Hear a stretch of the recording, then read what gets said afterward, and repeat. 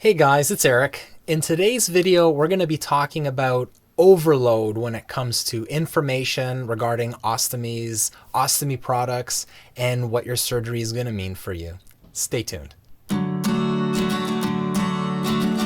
So one of the common themes that comes up with pretty much any new experience is information overload. I know a lot of the times when we're researching about something new, we kind of get overwhelmed. It's really hard to sort out what's fact, what's fiction, what's relevant, and what's not.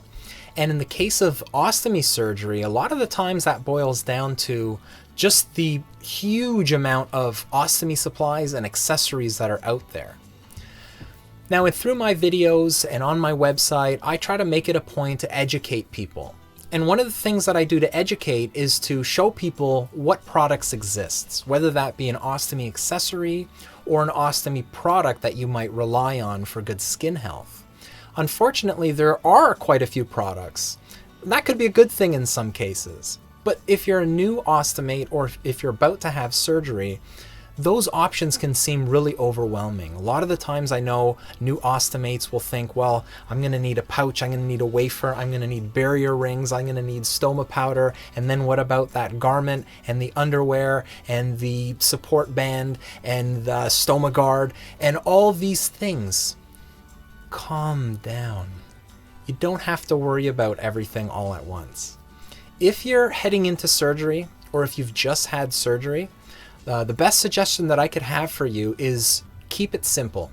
So whether or not you get some kind of starter kit for patients or you've requested a bunch of samples because I've told you to or someone else has, it doesn't necessarily mean you have to use them. So as an example, most people are okay with just a wafer on their skin and a pouch on that wafer if they're wearing a two-piece. Some people may need to use some kind of barrier product on their skin. Other people may need to use stoma powder on their skin and then a barrier product on top of that. Some people may need to use barrier rings because they may be having problems with leaks. But not everybody needs to use all those products. So many times I've seen videos where a new ostomate will be putting on one product after another, after another, after another, and their skin still doesn't look good. And part of the reason is because they're simply using too many products. So when you're looking at this information, whether it's on my website or this YouTube channel or on someone else's website or through your nurse, keep in mind that all the information that you're getting may not be appropriate for your situation.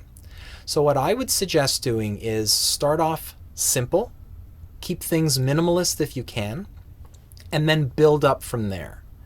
So I know that whether or not you need extra ostomy supplies, and by supplies I mean things like barrier rings or barrier wipes or other products like that, you may decide to look into ostomy accessories. So those might include stoma guards or accessory belts or support garments. And accessories are one of those things that, to be honest, it's really fun to look at. There's a lot of great products out there. Some might argue there's probably too many products out there, but I'm all about options, and I do appreciate that there are multiple manufacturers throughout the world that are offering us products to help improve our quality of life. So what I would tend to do and what I would suggest doing is, if you have a problem, look for the solution. Now, for some people, looking at ostomy wraps may not even be appropriate. You may not need an ostomy wrap. You may not even know what they're for, but you end up buying it anyway because you saw it in another video or someone's told you about them. So you want to learn about what products are used for and then decide whether or not they're going to be appropriate for you. So to help you with that, I do have a couple of playlists, and these are covering multiple different products, and they range from accessories to actual regular products that someone might need.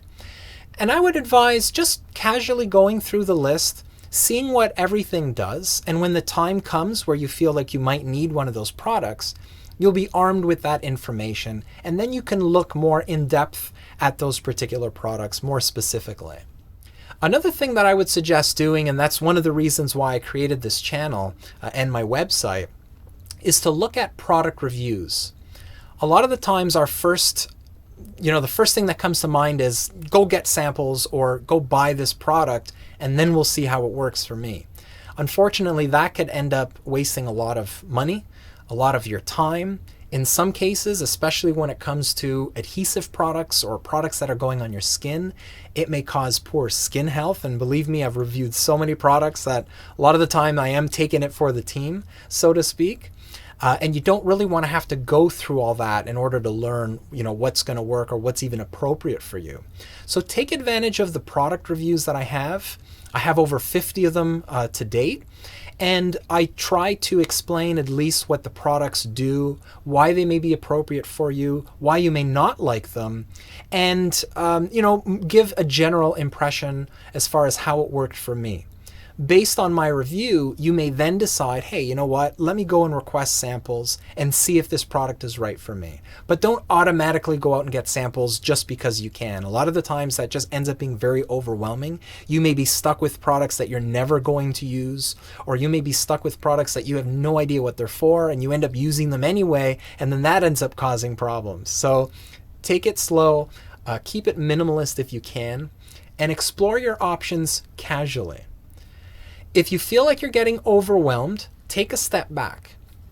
Ask questions. I'm always available to answer questions. If you're stuck about making a decision about products, I'd be more than happy to help based on my experience with using them.